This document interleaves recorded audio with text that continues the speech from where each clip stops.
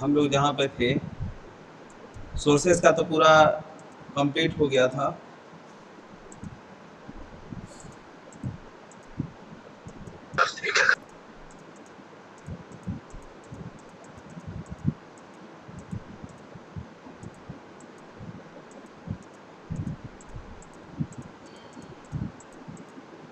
यहीं से समझाना था आप लोगों को।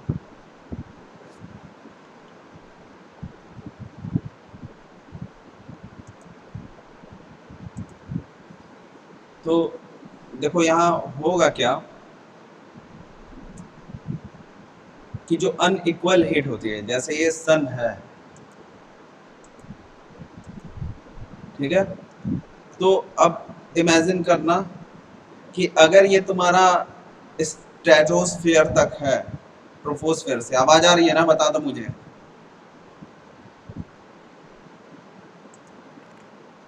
यस सर आ रहे। देखो है क्या कि जो तुम्हारा अभी से पहले का जो आज लेक्चर तुमने लिया था कि किस तरीके से स्ट्रेटोस्फेयर ट्रोपोस्फेयर का वर्किंग होता है, तो देखो वहां पे क्या सीन हो रही है कि जैसा अनइक्वल हीट है, यहाँ पे ये चीज अगर तुम देखोगे तो तुमको क्या देखने को मिल रहा है कि ऑलरेडी टिल्ट है हमारा अर्थ जो है, ऑलरेडी हमारा क्या है, टिल्ट है। टिल्ट होने के वजह से इसको जो प्रॉपर वे में जो सन से निकलने वाली रे है, इसके ऊपर नहीं पड़ता है।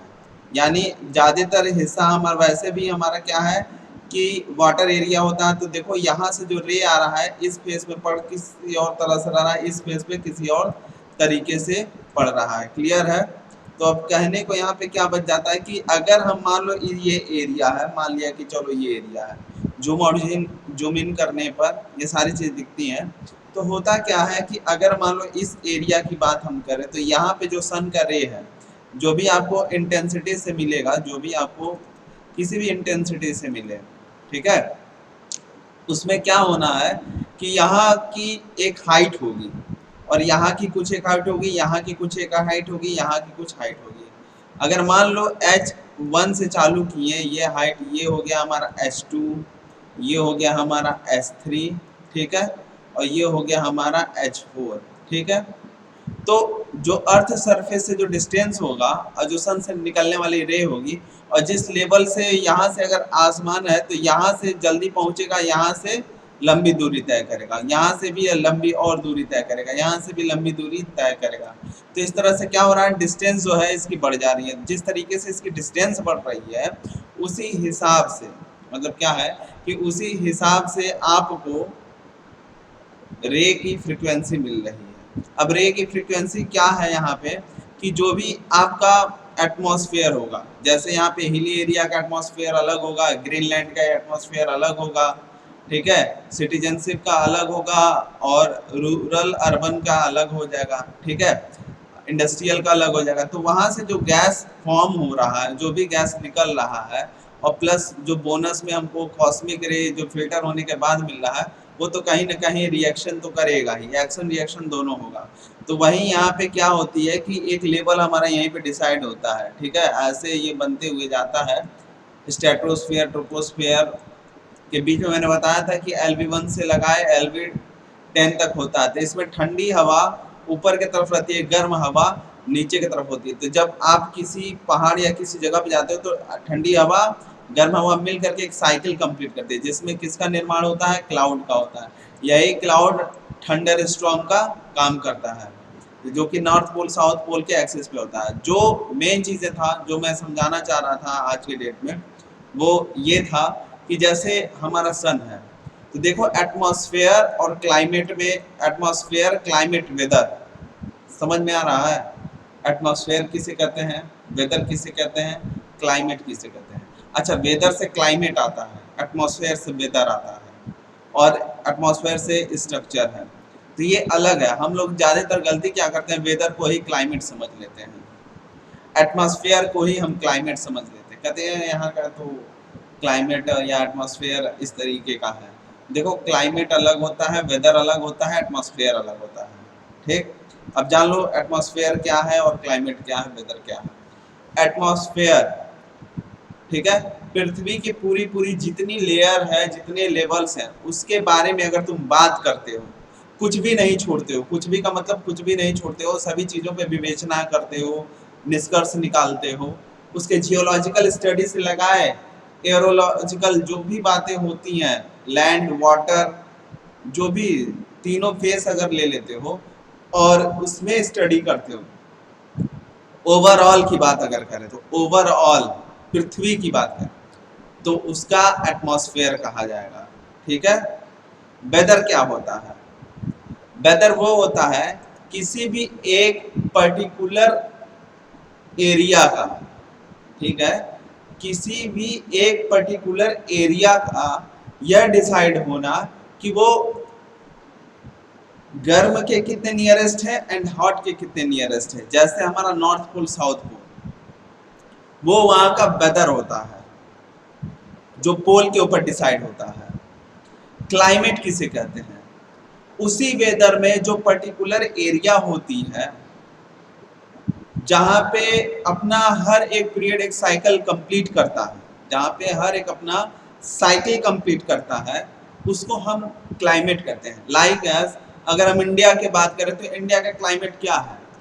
गर्मी, जाड़ा, बरसात, मतलब 3 ऋतु तो मोटे तौर पे मिलती हैं, 3 ऋतुएं मिलती रहती हैं, ठीक है ना। ये होता है हमारा क्लाइमेट, जिसमें ये साइकिल फिक्स होती है कि जनवरी में ठंडी पड़नी है तो भैया पड़नी है, दिसंबर में पड़नी है तो पड़नी है। ये हो गया यहाँ का क्लाइमेट। वेदर तुम क्या करोगे? वेदर यहाँ का क्या है कि हाँ नॉर्मल है, किस तरीके का है, वहाँ पे एक स्केल रेटिंग होती है हीट वाली, वो वेदर हो गई। वेदर के अंदर ये नहीं आता कि वेदर बारिश हो रही है तो वेदर है। आवाज आ रही है ना मेरी? हेलो,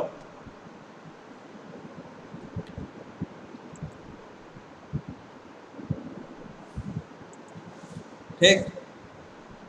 अब उसी तरीके से आप वेदर समझ गए कि वेदर और क्लाइमेट में अंतर क्या होता है कि क्लाइमेट ये बताता है कि मानसून को कि कितना किस तरीके से हो रहा है, और वेदर उस जगह के पर्टिकुलर एरिया पे फोकस करता है और एटमॉस्फेयर ओवरऑल की बात करता है।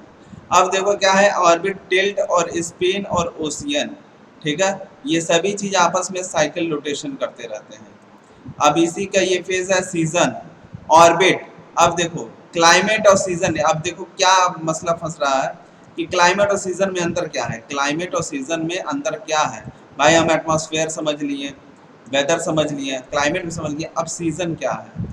और ये देखो ये सीजन क्या है, यहाँ पे लिखा हुआ ऑर्बिट टिल्ट। अगर हमारा पृथ्वी झुका ही हुआ है तो जो सन का जो एक्सिस होता है, ये जो रोटेशन करने का जो इसका पाथ है, जो अपने एक्सिस पे अपने ध्रुव पे जो चक्कर लगाता है, तो अगर सूरज के नजदीक रहेगा, ठीक है, तो क्या होगा कि समर सीजन होगा, सूरज से दूर जाएगा तो विंटर सीजन होगा।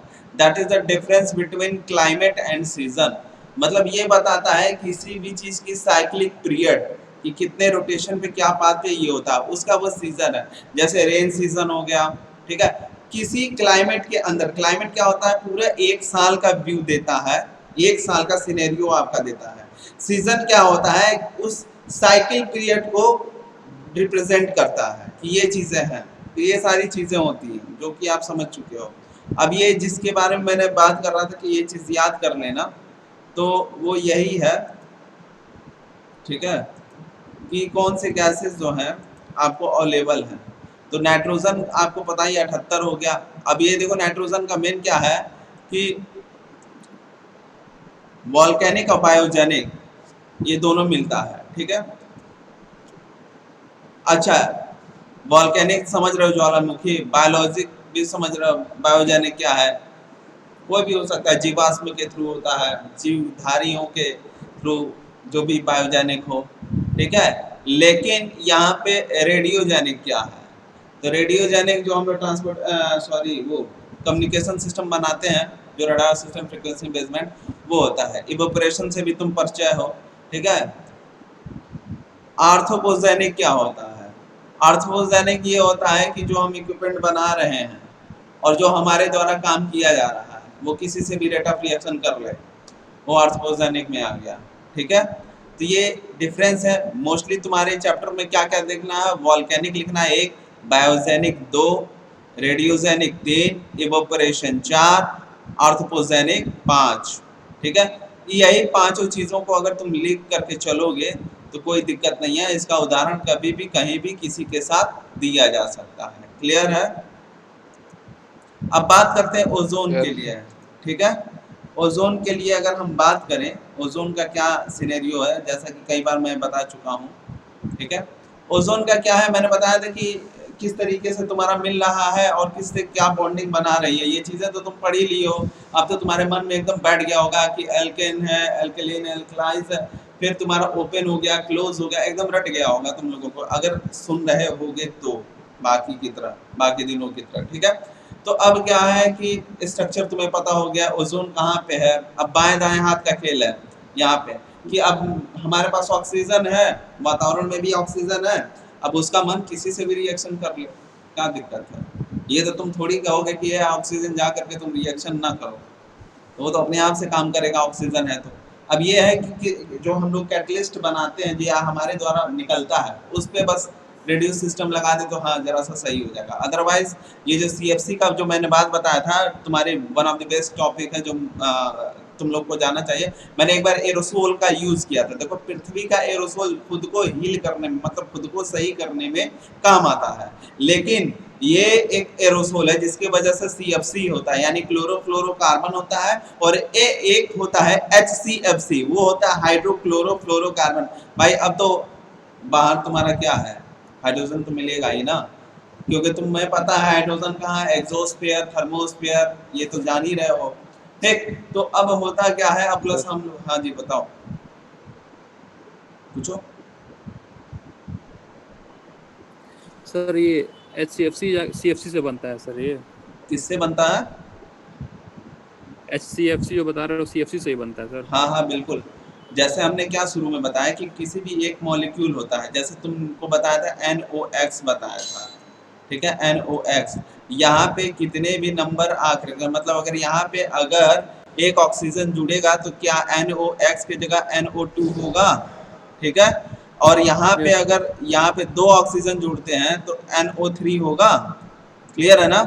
हमने एक चीज क्या बताया था कि हमारा वातावरण में जो हमारे जो अगल बगल का जो एटमॉस्फेयर है, वहां पे क्या है कि सारी की सारी जो पीरियोडिक टेबल में जितने भी एलिमेंट है वो सारे विद्यमान हैं। अब हमें नहीं पता है कि वो कब किसी से जा करके रिएक्शन कर सकता है, राइट? तो मैंने क्या बताया था कि वो एक बेंजीन के फॉर्म में हो सकता है, बेंजीन यानी क्लोज, और हो सकता है ओपन के फॉर्म में हो। तो उसमें भी ये वाली जो चीजें तुमको मैंने दिखाई थी, यहाँ वाला दिखाता हूँ, फिर से बैक आता हूँ, दिखाता हूँ डिस्प्ले पे, समझ जाओगे।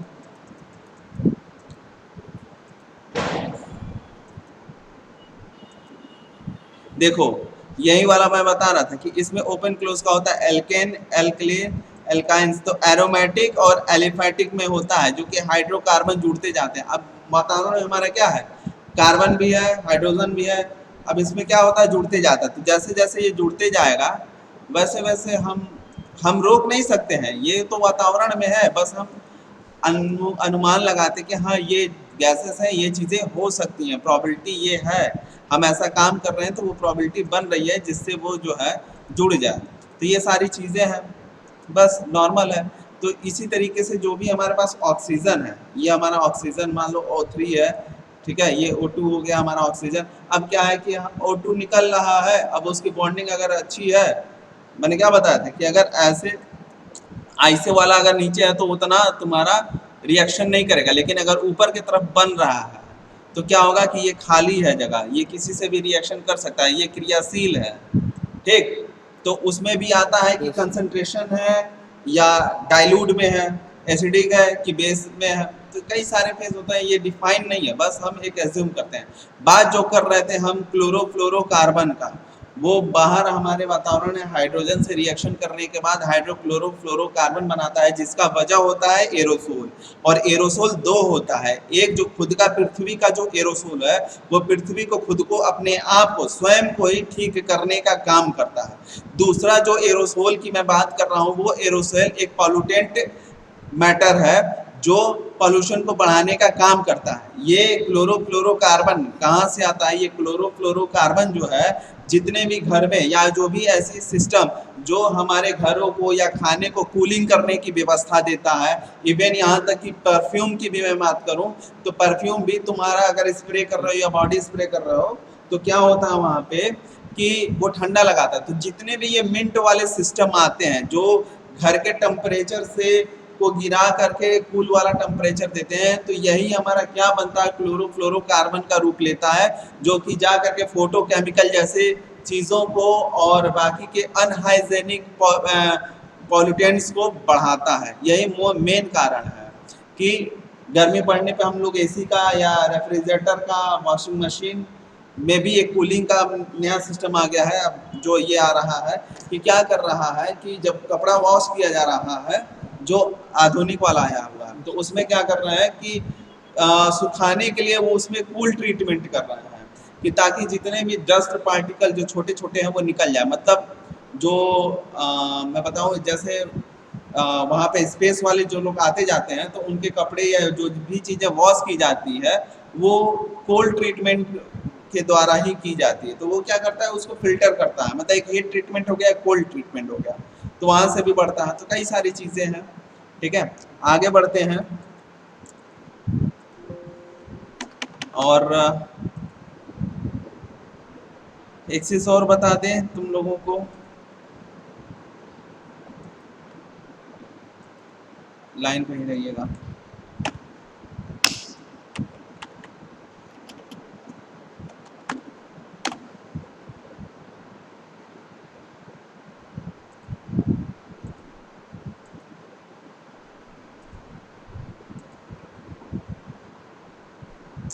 डिस्प्ले दिख रहा ना? हेलो, डिस्प्ले दिख रहा है? Yes Google? सर। ठीक, हाँ सर। देखो है क्या, अगर AQI की बात हम करें, ठीक है, AQI क्या है? AQI गोरखपुर देखते हैं एयर तो क्वालिटी इंडेक्स। हाँ बिल्कुल। तो देखो क्या है कि अभी करंट की अगर हम बात करें तो इस वक्त नाइट्रोजन का जो है, ठीक है ना, कितना लिखा हुआ है? 13.72 माइक्रोग्राम पर मीटर क्यूब, ठीक है, जो कि गुड है, गुड माना गया है। और वही स्केल जो है जो मैंने तुम्हारे पीपीटी में डाला हुआ था कि ये इसकी क्वालिटी इंडेक्स है, ग्रीन से चालू होता है। ग्रीन क्या होता है? देखो हम जब भी नेचर की बात करते हैं तो ग्रीन को सर्वप्रथम रखा जाता है, क्योंकि ग्रीन को हैबिटेबल जोन माना गया है। ग्रीन कलर को इसीलिए जब भी ऑपरेशन थिएटर में तुम देखोगे कि जो उसके पर्दा होते हैं उसको ग्रीन कलर से ही रखा जाता है। इसका ये होता है कि मतलब फलने फूलने के लिए ग्रीन जोन सही है, वन ऑफ द बेस्ट है, इससे बढ़िया कलर नहीं है, इसीलिए हर जगह कॉपीराइट चलती रहती है। अब देखो अगर मैं बात करूं O3 का, ठीक है ना, ओजोन की अगर देखो तो क्या है कि 18.42 माइक्रोग्राम पर मीटर क्यूब पे है, जो ये भी ठीक ही ठाक है, गुड लिख दिया गया है लेकिन ठीक है।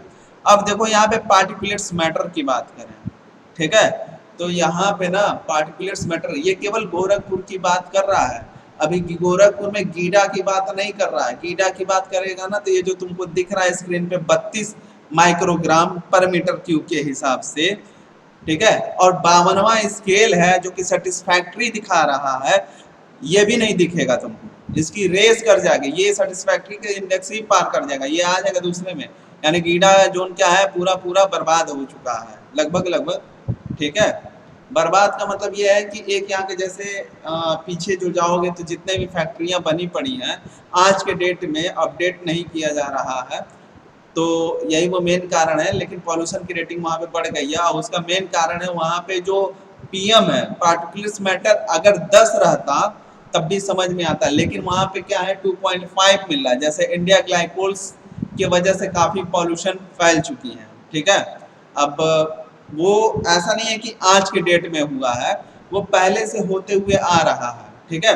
तो देखो यहाँ पे क्या है, बैरोमीटर एक होता है। बैरोमीटर क्या होता है कि यहाँ पे जितना भी एटमॉस्फेयर प्रेशर होता है उसको मेजर करने के काम आता है, ठीक। तो ये गोरखपुर का तुम्हारा AQI का इंडेक्स है, जिससे ये पता चल जाएगा तुम्हारा कि हाँ क्या क्या इसके स्केल है। तो तुम्हारे पास इंडेक्स है, उस इंडेक्स से तुम टैली कर सकते हो, ठीक है।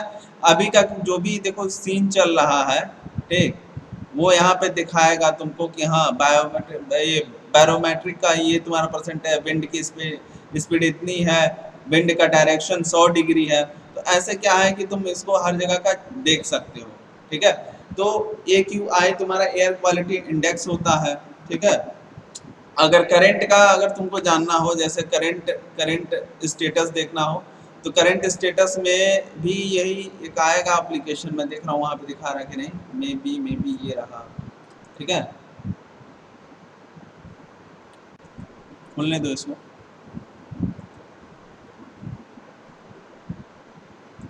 तो ये सारी चीजें हैं जो आपको जानना चाहिए। देखो यहाँ पे क्या है, देखो लिख दिया ना, air quality in Gorakhpur very poor.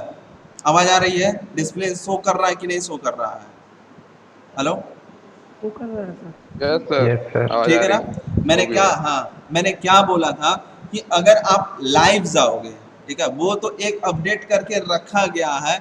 अगर आप लाइव स्टेटस चेक करोगे तो देखो यहाँ पे चीजें जो हैं अब सही नहीं है। अभी का डिग्री अगर तुम अपने फोन में भी अगर चेक कर लो, अभी का तुरंत, तो 38 डिग्री तो तुम्हारे फोन में तो दिखाएगा ही दिखाएगा कि हाँ अभी का जो टेम्परेचर है वो 26 से 38 डिग्री सेल्सियस के बीच में रहेगा। अब देखो तुमको कभी दिखाएगा कि 26 डिग्री, और कंप्यूटर में दिखाएगा कभी कभी उससे रेस। अब इसका फैक्टर मैं तुम्हें बता दूं, इसका फैक्टर क्यों होता है।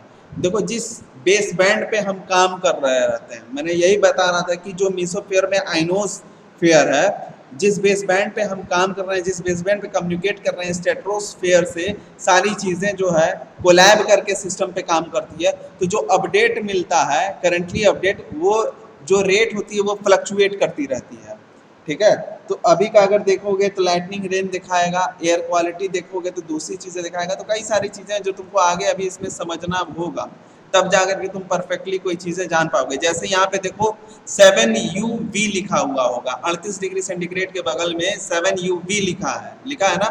और ये चीजों को देखोगे तो ये जो चीजें स्केल जो बढ़ रही है, अगर मैं यहाँ पे कर दूंगा तो ये तो तुमको एक अनुमानन, एक वो दिया गया है कि अनुमानित ये चीजें हैं, ठीक है, कि अनुमानन। अब देखो ये इसी चीज पे बढ़ रहा है कि नहीं बढ़ रहा है, ये डिपेंड करता है। अभी तुम रुकोगे ये धीरे धीरे बढ़ते जाएगा। तो ये एक मैनुअल चीजें हैं जो पहले से एक एज्यूम करके रखा गया है। अब इसी से जो रेट होती है ऊपर नीचे होती रहती है, क्लियर है ना। अब देखो यहाँ पे अगर AQI की जो मैं बात कर रहा था, देखो यहाँ पे AQI के सारे तुमको यहाँ पे मिल जाएंगे कि क्या क्या है। देखो यहाँ पे प्लम तुम्हारे भी उसमें दिया हुआ है कैलकुलेट। तो प्लम जो लैब्स होती हैं वो हेल्थ ऑर्गेनाइजेशन, मतलब वर्ल्ड WHO के थ्रू के गाइडलाइन जो दिया गया है उसको एक वर्ल्ड वाइड पे स्टैंडर्ड मान लिया गया है, ठीक है। और EPA, ये भी जो चीज़ें मैं बताता हूँ कि इस चीज़ों को ध्यान में रखना, क्या है, एनवायरमेंटल प्रोटेक्शन एजेंसी EPA, ये भी लिख करके आना है। तो सोचो अभी हम लोग कहाँ पर हैं, ठीक है। तो ये क्वालिटी इंडेक्स, अपना इंडेक्स उठाओ 50 से 100 के बीच में, तुमको पता चल जाएगा कि C1 है या C2 है, ठीक है। वीकली का अगर देखना चाहोगे कि अगर वीकली है तो वीकली का ये रहा, एक वीक का ये गया, एक वीक का ये गया, तो उससे भी तुमको पता चलेगा। अगर फ्लो रेट अगर जानना है तुमको तो फ्लो रेट कुछ इस तरीके से दिखेगा। खुलने तो दिखा रहा हूँ तुम्हें।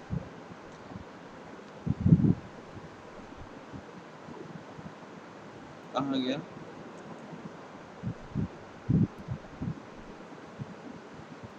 अब यहाँ से तुम चूज कर सकते हो जहाँ भी चाहिए, जैसे जिस लोकेशन पे, जैसे गूगल अर्थ होता है, जिस लोकेशन पे चाहिए लॉगिन करके, इस पे तो अभी आ नहीं रहा लॉगिन करने के लिए, जिस लोकेशन पे चाहिए होगा तुम लॉगिन करके तुम वहाँ का इंडेक्स निकाल सकते हो, ठीक है। तो ये सारी चीज़ें होती हैं। अब सेम इसी तरीके से ये वर्क करता है जिस तरीके से गूगल अर्थ, ठीक है ना। अगर गूगल अर्थ को मैं लॉन्च करूँ, दिखाता हूँ तुम्हें गूगल अर्थ।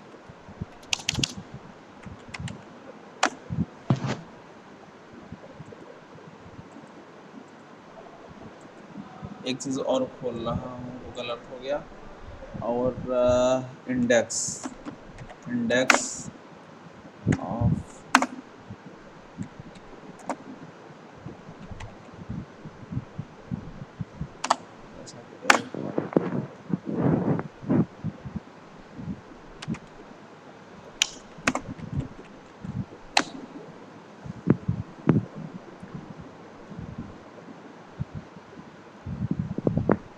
देखो यहाँ पे एक चीज मैं दिखा रहा हूँ, अब ये पूरा डाटा अभी खोल के नहीं आ रहा है, ये दूसरे देश का है। अर्थ का देख रहे हैं।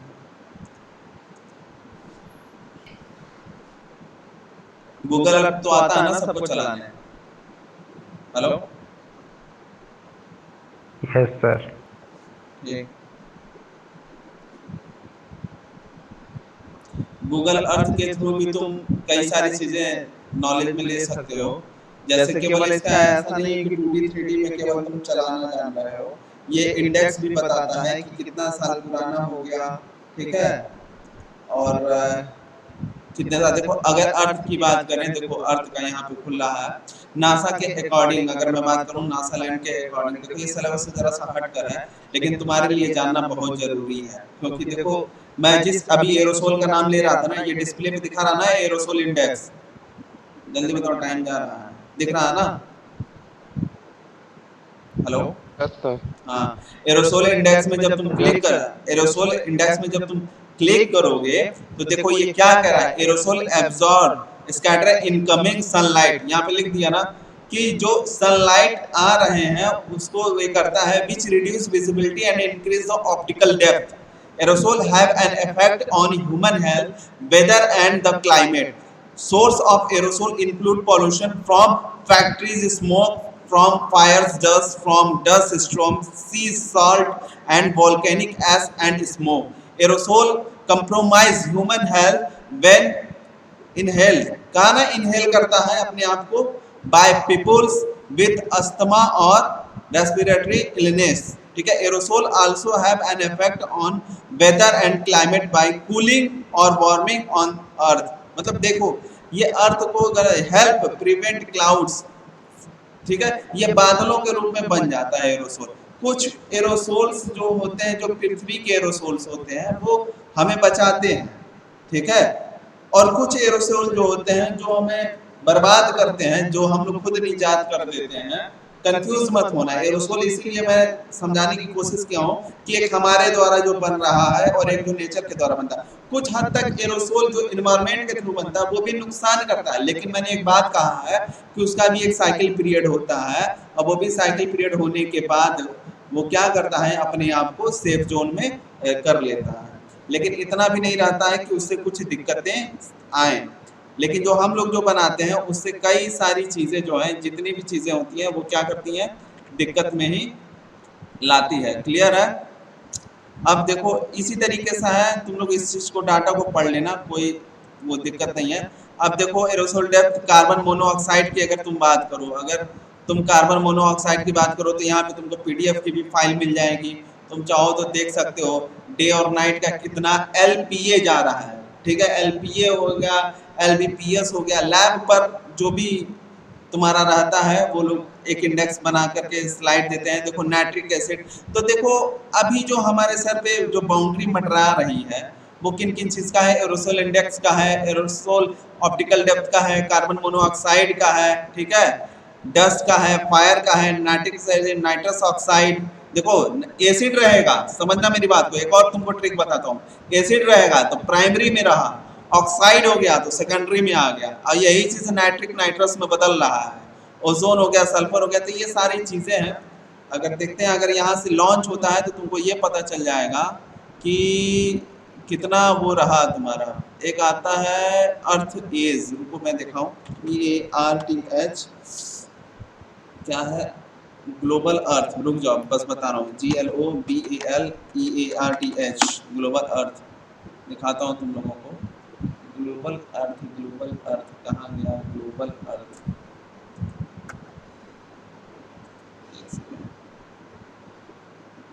गूगल अर्थ आ रहा है,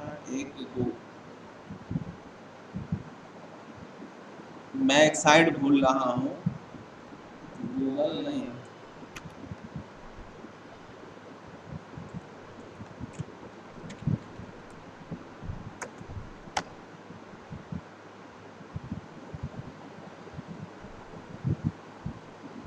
मेरे ध्यान से उतर रहा वो वेबसाइट। उस वेबसाइट का क्या सीन है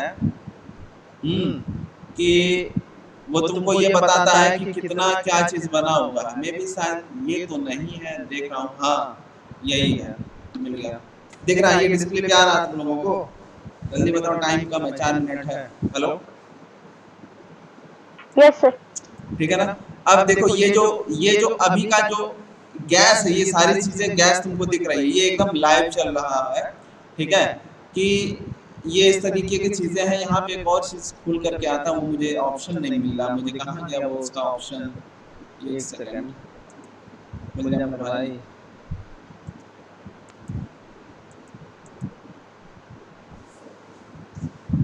बहुत दिन के बाद मैं खोल रहा हूँ। इसमें ये तुमको पूरा ये अर्थ का वो दिखा देगा, ये जो सारा चीजें दिखा देगा कि कहाँ पे कब कैसे ये बना है और कितने सारे। देखो ये जो घूम रहा है, ऐसा नहीं है कि ये चीजें बस लाइन खींच दिया गया और देखने में बड़ा अच्छा लग रहा है, ये रियल में ही लाइन है ये। ऐसा इसका कुछ भी अर्थ नहीं बन रहा है कि हाँ ये चीज अलग है, ये चीज अलग है। एक और चीज था जो मुझे दिख जाता, ठीक है, ग्लोबल अर्थ ही है।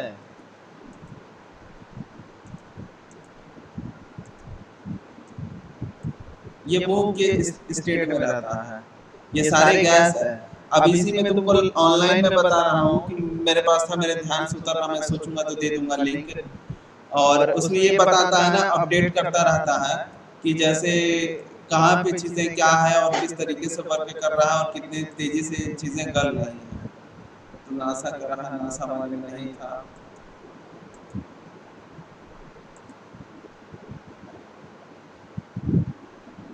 हाँ देखो ये एक था, हाँ ये मिला, एक जूम अर्थ करके है, जैसे ये इंडिया का तुमको दिख रहा है, ठीक है? तो यहाँ से तुमको दिखाएगा पूरा टाइम और सर्च। देखो यहाँ से आएगा, देखो मैप के लिए आएगा, कौन से लेवल का, ये याद रखना है, जूम अर्थ है, नोट कर लो। जूम अर्थ एक हो गया, ठीक। बाकी एक तुम्हारा आएगा, एक अर्थ नल आएगा, अर्थ नल। ये अर्थ नल देखो ये चल रहा है, ऐसा नहीं है कि नहीं चल रहा है, ऐसा तो ये चल मूवेबल के स्टेट में दिखा रहा है। जितने दूर से देखोगे उतने तेजी से ये घूम रहा होगा। और वो सारी स्टेट जो है जिस तरीके से बदल रही हैं, परिवर्तित हो रही हैं, वो चीजें दिखा रहा है, ठीक। और जूम अर्थ के अंदर तुमको क्या मिलेगा कि जैसे जैसे तुम जूम करते जाओगे, बादल छटते जाएंगे और तुमको वो चीजें क्लियरिफिकेशन होती जाएगी, ठीक है? ठीक उसी प्रकार से जिस प्रकार से तुम ये चीज चेक करते हैं, जीएसटी फ्लाइट, ठीक है? जैसे ये इसके बारे में जानते हो, अभी खुल रहा है। देखो जैसे ये करते जाओगे तुमको ये क्लियर करते जाएगा और ये सारी चीजें जो है मैप पे एक एक चीजें तुम जिस व्यू में देखना चाहोगे उस व्यू का, उस रोड का एक एक चीज तुमको दिखा देगा। ऐसा नहीं है कि बस फोटो कैप्चरिंग की हुई है, और जो रियलिस्टिक चीजें हैं वही चीजें तुमको पता चलेगा, नहर, नाला, सारी चीजें। तो यहाँ पे अगर तुम इसके गैसेस स्टेज का देखोगे तो ठीक उसी प्रकार से दिखाएगा। जैसे ये यहाँ पे खुल रहा है, इधर से टाइम ले रहा है, अब तो टाइम खत्म होने वाला है।